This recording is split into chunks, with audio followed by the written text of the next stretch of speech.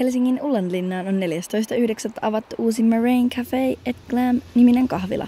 Yrittäjien mukaan kyseessä on uudenlainen kahvila-myymälä-konsepti, joka syntyy kahden intohimoisen yrittäjänaisen unelmasta. Kahvilan erikoisuudeksi kerrotaan olevan kuppikakut, mutta tarjolla on laajan kahvi- ja teevalikoiman lisäksi itse leivottua pullaa ja pientä suolaista.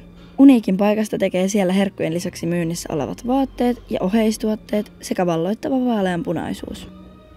Vaikka inflaatio on kiihtynyt Suomessa vuodesta 2022, uskalsivat naiset lähteä kokeilemaan yrittäjyyttä pop-up-kahvilan muodossa.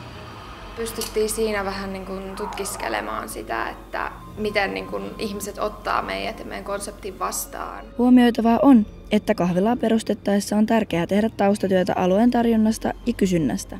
Kierreltiin ympäri Helsinkiä ja tutkittiin tätä paikallista kahvilatarjontaa. Kun yrityksen toiminta aloitetaan, on markkinointi ensiarvoisen tärkeää. Tyttöystävä löystän kahvilan TikTokista ja sitten se tykkäsi tästä kahvilan fiiliksestä. Niin tultiin sitten katsomaan, millainen tää on paikan päällä.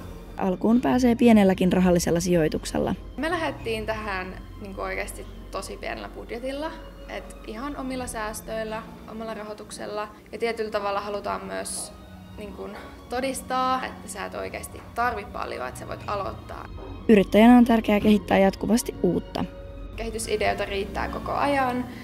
Ja on kyllä tarkoitus laajentaa meidän tuotevalikoimaa. Et katsotaan, mitä tulevaisuus tuo, että me jatketaan tätä vaaleanpunaista vallankumousta. Loppujen lopuksi yrittäjyys kuitenkin rakentuu vahvasti sen varaan, että luottaa ideaansa ja muistaa pitää hyvinvoinnista huolta. Tärkeää on tietenkin, että sä itse voit hyvin ja että sun tiimi voi hyvin, millä te työskentelette.